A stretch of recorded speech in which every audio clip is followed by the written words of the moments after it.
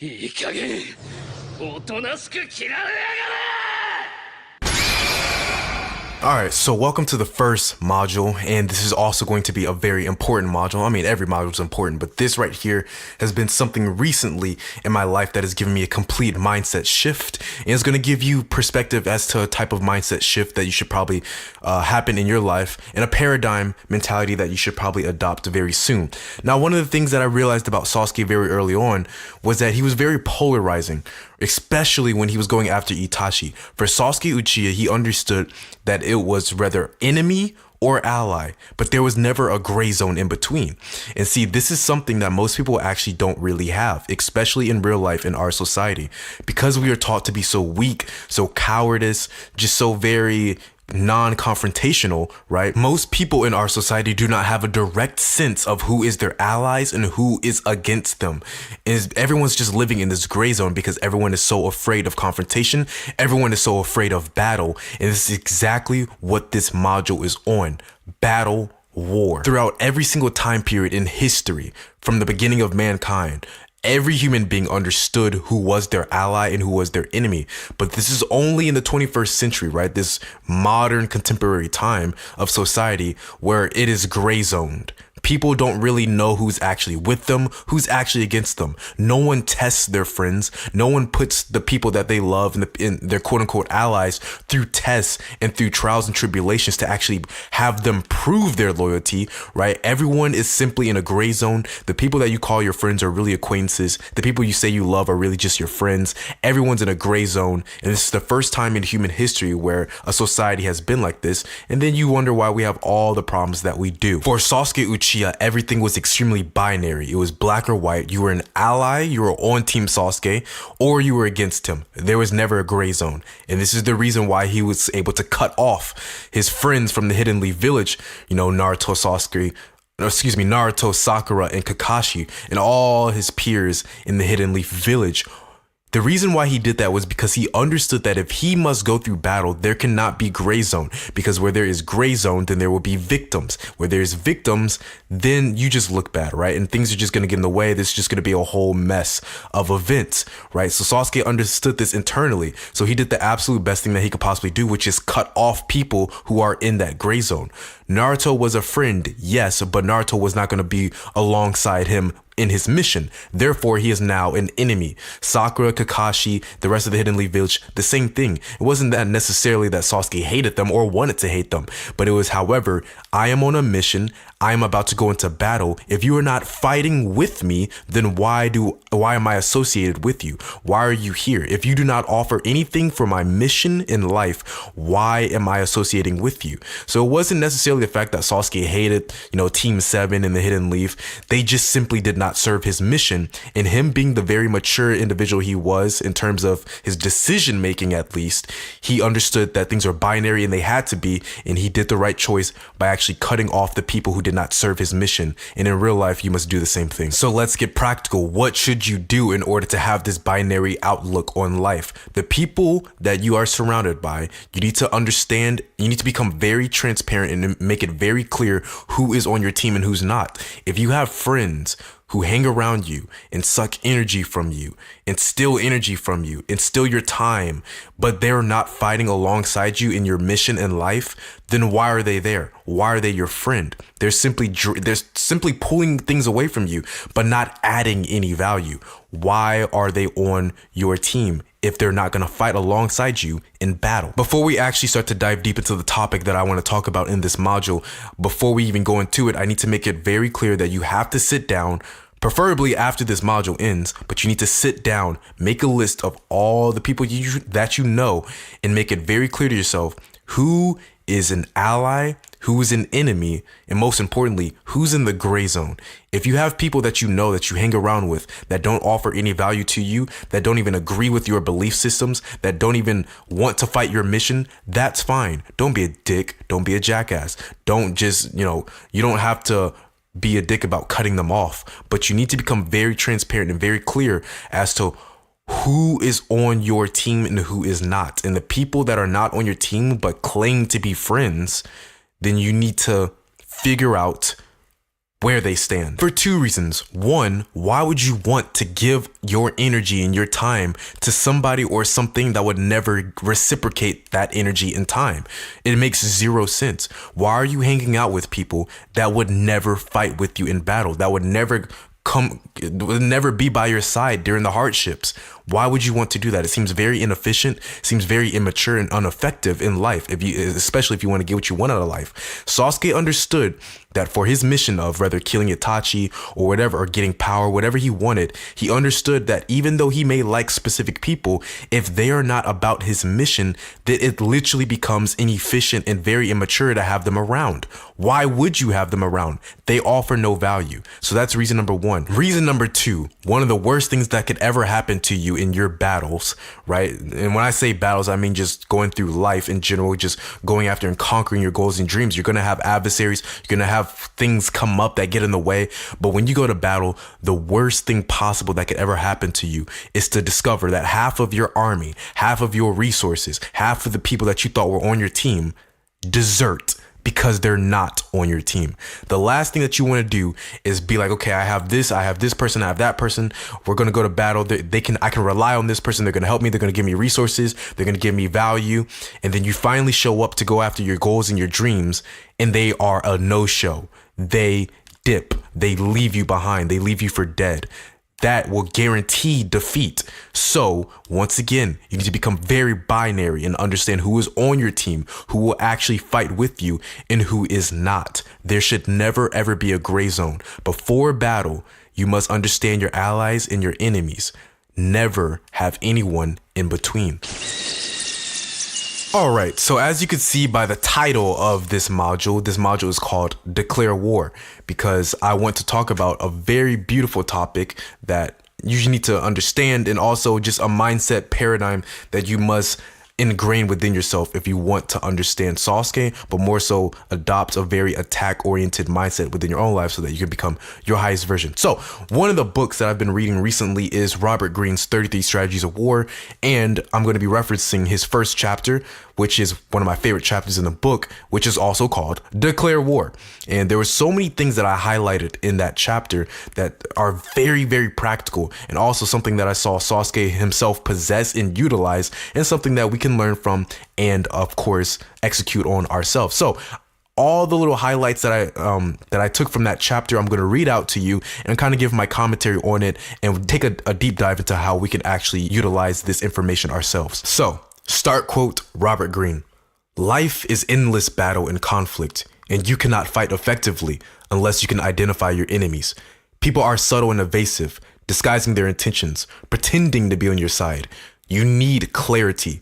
Learn to smoke out your enemies, to spot them by the signs and patterns that reveal hostility. Then once you have them in your sights, inwardly declare war. As the opposite poles of a magnet create motion, your enemies, your opposites, can fill you with a purpose and direction. As people who stand in your way, who represent what you loathe, people to react against, they are a source of energy. Do not be naive. With some enemies, there can be no compromise, no middle ground, end quote. Robert Greene is not lying in the slightest. Life is constant war. It is constant battle. There's constant conflicts. But here's the thing. You need to have the correct mindset about it. Not the contemporary pussy mindset that is our society, where everyone is trying to avoid suffering and avoid conflict and avoid battle. So where they just completely distract themselves with comfort, and they just get eaten in real time by the people who run the world and the elites who own them, right? Everyone is trying to avoid conflict, which is why everyone is so obsessed with comfort. Do not adopt that mindset. The mindset that you need to have is that pain equals growth. I say it all the time. I said it in the Sasuke 1.0 course, and I'll say it in every course because it's facts. Pain equals growth. You must seek out battle, because it is through battle that, one, you identify who you are because you have an adversary. Two, you're able to see who are your allies and who are your enemies, so that you never have a gray zone and you understand completely who's on your team and who is against you. But three, and the most important, you can now grow as an individual, because when you go to war, when you go to battle, that is when you must strive. That is when you must push yourself. That is when you must overcome, right? And the only way to overcome is to go through that pain, that initial pain and suffering, and win the battle. When you go through battle, you grow. Robert Greene, start quote. Life is battle and struggle, and you will constantly find yourself facing bad situations, destructive relationships, dangerous engagements. How you confront those difficulties will determine your fate, end quote. Like I just said, pain equals growth. Battle is your opportunity to grow. Battle is your opportunity to evolve. But our society has done the complete opposite, which is never seek out battle, never seek out pain, never seek to grow. Somehow you're supposed to grow just constantly being in comfort and never ever having to do anything that requires evolvement. This is the destruction of mankind. Is pleasure. It's dopamine. It's constant seeking of instant gratification. That is hell, right? And like Robert Greene said in that quote, it is the way that you deal with battle that will decide your fate. And as we know, 99% of most people are dealing with battle by never even entering battle. How will you decide to go about it? Robert Greene, start quote. Think of yourself as always about to go into battle. Everything depends on your frame of mind and how you look at the world. A shift of perspective can transform you from a passive and confused mercenary into a motivated and creative fighter, end quote. So then Robert Greene goes into another part of this same chapter where he starts to talk about how battle actually allows an individual to find themselves. It allows an individual to understand oneself, to know what they stand for and what things that they believe in and truly believe in. Not what you think you believe in, but what you actually believe in. And you can find this by going through battle. And this was extremely interesting to me because I'm a huge advocate of understanding oneself, obviously going through and finding your life purpose, your life journey, what you stand for, your personal credo, like we talked about in the Madara Life Purpose course. And this was a very refreshing perspective that I never thought about and that I want to take a deep dive in right now. Robert Greene, start quote. Your enemy is the polar star that guides you. Given that direction, you can now enter battle. End quote. What I like about that quote is it's a very simplistic way of trying to figure out what you want to do in life, right? Some people, or if not most people, have no idea what they want to do in life or which direction they should take, what path they should take next for their journey in life. And one of the easiest ways to figure it out is to simply ask yourself, what do I dislike? What things do I not like? Everyone has things, a full list of things that they do not like, that they dislike. And so by understanding those things, by simply writing the things down that you dislike, now you have an enemy. Like Robert Greene said, a polar star. And now you know which direction that you don't want to walk in. So all you have to do is just walk in the opposite direction. Very easy and simplistic way of figuring out what you want to do in life, or on a very more micro scale, understanding which direction you should go in right here, right now, in your current stage of your journey of life. Now, this next part is extremely interesting, and I absolutely fell in love with this part. I reread this part over and over and over again in that first chapter, Declare War, of Robert Greene's 33 Strategies of War, because this goes back to what I was saying about gray zone, right? Every human being since the dawn of human time always knew who was their ally and who was their enemy. Until recently. Now everyone is just so afraid of battle, so afraid of conflict, so afraid of confrontation that everyone simply is, they just have all these gray zone people hanging around them, right? And the reason for that, the biggest reason why people are afraid of conflict and confrontation is because people care what other people think, right? The reason why most people cannot simply just be polarizing and be binary the same way Sasuke was is because they care what people think. The reason Sasuke was able to remove Naruto from his life, remove Team 7 from his life, remove the entire Hidden Leaf village from his life was because he doesn't care what people think, right? So he didn't need them to like him in order to go accomplish his mission, which is the complete opposite of today's society, where everyone needs everyone to like them, even though it has no value in terms of them accomplishing their goals and dreams. Let me read out this quote to you. It's very powerful. I highly suggest that you re-listen to this module, and especially this quote that's coming up right here, right now. Robert Greene, start quote. But in the mind of the voter, which for a politician is the field of battle, a dominating presence has way more pull than just being liked. Let some of the public hate you. You cannot please everyone. Your enemies, those who stand sharply against you, will help you to forge a support base that will not desert you. Do not crowd into the center where everyone else is. Gray zone. There is no room to fight in a crowd. Polarize people, drive some of them away, and create a space for battle. End quote. Bro, tell me Robert Greene is not the most beautiful. I gotta meet the man. I got to meet the man. That was beautiful. beautiful. But it's complete facts, right? Like he said, when in like politics, right? When the politicians are going to war, they are polarizing. Everyone is polarizing. In order for there to be Democrats, there has to be Republicans. In order for Donald Trump to be a Republican, he needs the Democrats to hate him, right? Every single human being since the dawn of human history, if you go through all the most famous people of earth, including those who did nothing but good, like Jesus or Gandhi or the Buddha or Muhammad or Martin Luther King, whatever, or Mother Teresa, whoever, right? All of them had battle. They had a polarizing force against them. They had people that utterly hated them and people that ruthlessly loved them. But there was never a gray zone. And if there was a gray zone, it was very small, right?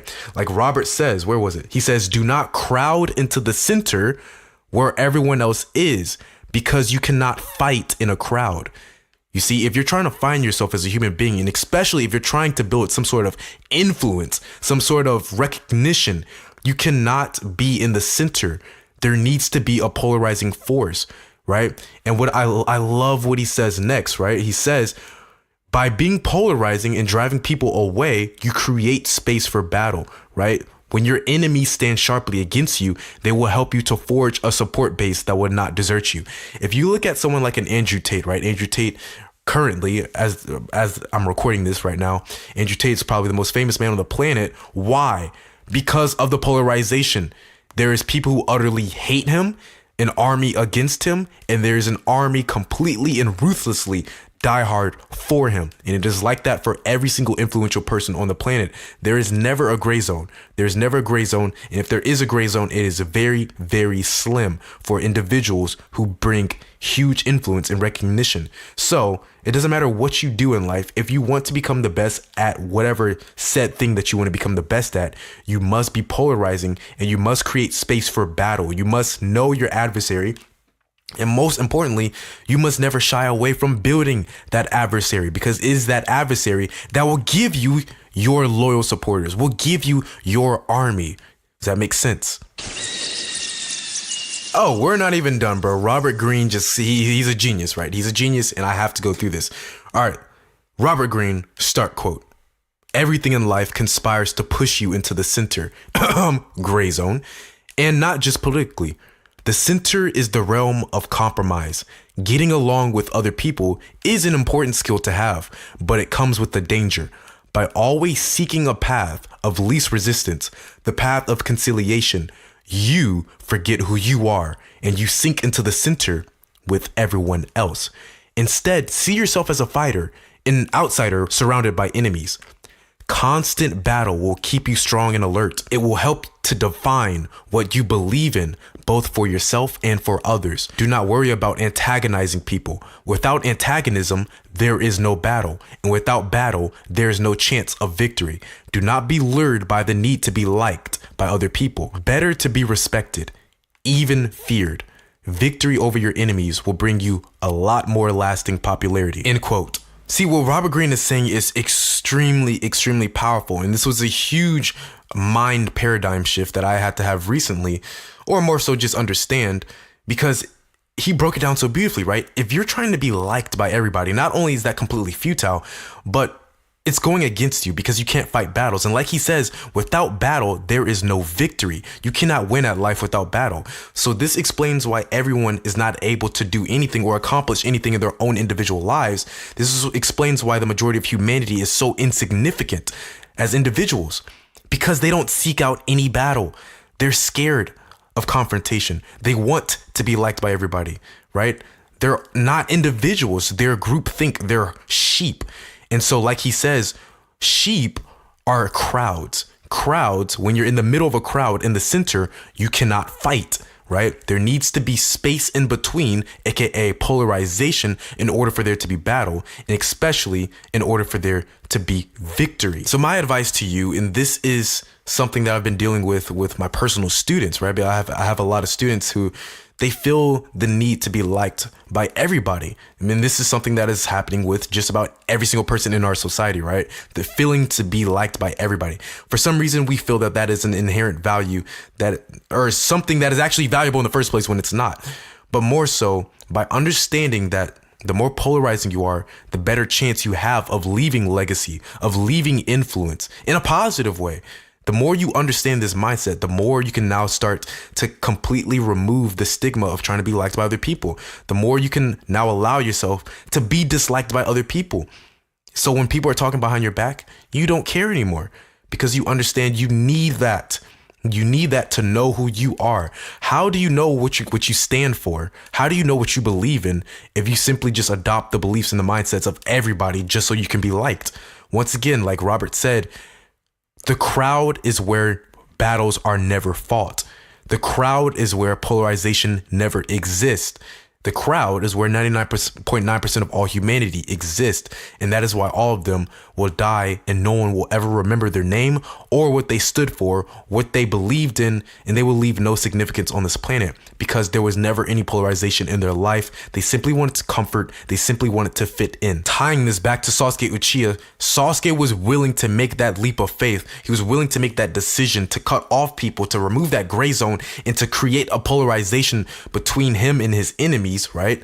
So that he could go off and do something significant, which was take out the massacre person, the terrorist rather, of the massacre of the Uchiha clan, his brother Itachi Uchiha. If Sasuke was trying to be liked by every single human being on the planet, it would have taken him a great deal longer to have accomplished that goal. It would have slowed him down. It would have made him very slow to gaining power, to making the right allies, making the right connections. He was able to meet the Sound 4 Shinobi. He was able to meet Orochimaru. He was able to meet Obito Uchiha. All that came through him creating that polarization. Now, once again, Sasuke is kind of a controversial example or reference, so to speak, because the things that he was doing was for bad. But he's a perfect example of creating that polarization so that you can move with speed and efficiency towards your goal. Sasuke sought out battle. He sought it out. He was actively seeking for it because he understood that through battle, through fighting against Deidara, through fighting against whoever, Danzo, whoever, he was able to get closer to his goals in life.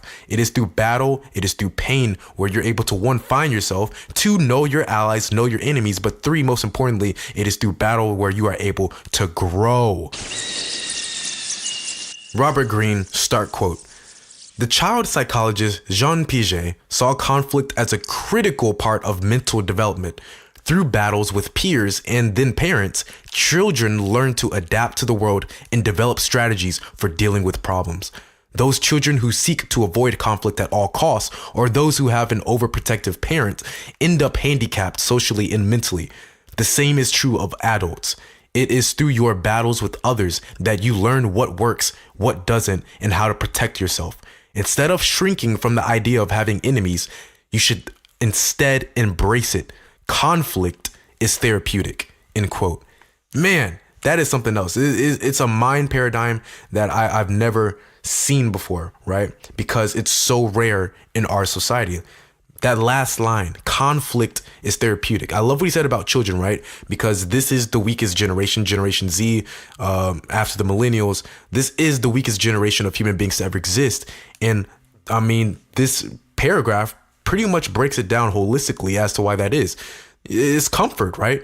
It's comfort in everyone seeking to avoid conflict at all costs. Like Robert said, those children who seek to avoid conflict at all costs, or those children who have very overprotective parents, end up handicapped socially and mentally. And this is not him speaking out of his ass. This is a statistical fact. This is the weakest generation ever in human history, right? Because no one of this generation has social skills. No one in this generation can go approach a girl and say hello. No one can go talk to people, look people in the eye, have dominating presence and good body language. It's screwed because everyone is overprotected and everyone is seeking comfort and seeking to avoid conflict at all costs.